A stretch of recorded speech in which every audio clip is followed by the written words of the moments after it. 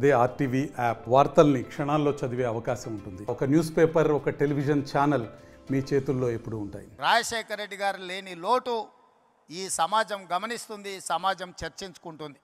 అందుకే ఈరోజు పార్టీగా ఆంధ్రప్రదేశ్లో కాంగ్రెస్ బలహీనంగా ఉన్న రాజశేఖర రెడ్డి గారి అభిమానులకు ఈ రాష్ట్రంలో కొదవలేదు, తెలంగాణలో కొదవలేదు.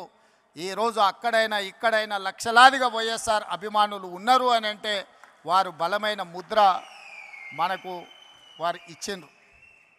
ఇక్కడ వేదిక మీద ఉన్న మిత్రులందరికీ అధికారంలో ఉన్నప్పుడు కానీ కాంగ్రెస్ పార్టీలో ఉన్నప్పుడు కానీ వాళ్లకు ఒకే రకమైన అనుభవాలు ఉన్నాయి. నాకు మాత్రం భిన్నమైన అనుభవం ఉంది వైఎస్ఆర్ గారితో. నేను మొదటిసారి 2007లో మొట్టమొదట స్థానిక సంస్థల నుంచి శాసనమండలి సభ్యుడిగా World class infrastructure, technical clubs, world class hostels. KL deemed to be university. నేను కావచ్చు, మా మిత్రుడు భట్టి గారు కావచ్చు, లేదా మా గిడుగు రుద్రరాజు గారు కావచ్చు, లేదా పెద్దలు సిపిఐ నారాయణ గారు, వాళ్ళు ఎవరు ముఖ్యమంత్రిగా ఉన్నా వాళ్ళతో కలిసి ఉన్నా వాళ్ళతో కలిసి లేకపోయినా సమస్యల్ని గుర్తు చేసే విధానంలో మనమందరం చూస్తూ 2007 మొదటిసారి శాసనమండలి సభ్యుడిగా సభకు వెళ్ళినప్పుడు ఐఏఎస్కు ఐపీఎస్కు ప్రిపేర్ అయ్యే వాళ్ళు కూడా రాత్రంతా చదివేవాళ్ళు నాకు తెలీదు. చదివితేనే ఐఏఎస్ అయ్యిండ్రో కాలేదో నాకు తెలీదు. కానీ శాసనమండలి సమావేశాలు వస్తున్నాయి అని అంటే సమస్యల్ని ప్రస్తావించాలని, సమస్యల లోతులను తడమాలని, వైఎస్ఆర్ దృష్టిని ఆకర్షించాలని, వైఎస్ఆర్ గారి ముందల బలమైన వాదనను వినిపించాలి అని రాత్రంతా చదువుకొని ఉదయం సరాసరి శాసనమండలికి వెళ్ళి వారి ముందు చాలా విషయాలను, ప్రభుత్వం తీసుకుంటున్న సంక్షేమ అభివృద్ధి కార్యక్రమాలను ప్రస్తావించి బలమైన వాదనను వినిపించేది.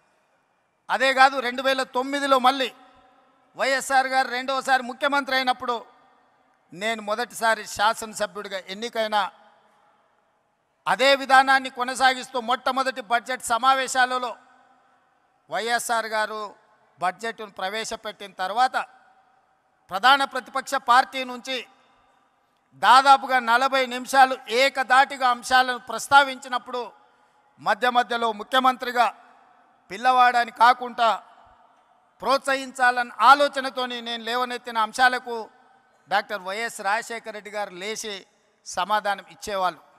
పక్క నుండి నాకు తెలిసి శైలజనాథ్ గారు అనుకుంటా, ఆయన అట్లానే మాట్లాడుతుంటాడు. సార్ మనం రిప్లై ఇస్తే ఇంకెక్కువ మాట్లాడతాడు, మనం చెప్పకపోవడమే మేలేమో అని చెప్పిండు అనుకుంటున్నాను నాకు గుర్తున్నంత వరకు చెవిలా.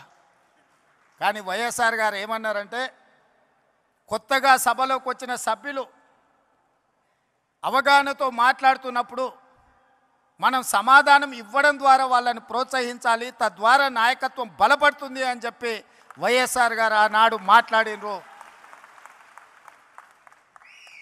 ఈరోజు తెలంగాణ రాష్ట్ర ముఖ్యమంత్రిగా సభానాయకుడిగా నేను అక్కడ కూర్చున్నప్పుడు మొట్టమొదట గుర్తు చేసుకున్నది వైఎస్ఆర్ గారు ఆ రోజు మాట్లాడిన విషయం. ఎవరైనా సభ్యులు సభలో కొత్తగా వచ్చినా కూడా వాళ్ళ అంశాలను ప్రస్తావించినప్పుడు వాటిని వినాలి, కొత్త సభ్యులు మాట్లాడుతున్నప్పుడు సభలో కూర్చోవాలి. మరిన్ని వీడియోస్ కోసం ఛానల్ ని సబ్స్క్రైబ్ చేయండి, లేటెస్ట్ అప్డేట్స్ కోసం వాట్సాప్ ఛానల్ ని ఫాలో చేయండి, అండ్ లింక్ డిస్క్రిప్షన్ లో ఉంది.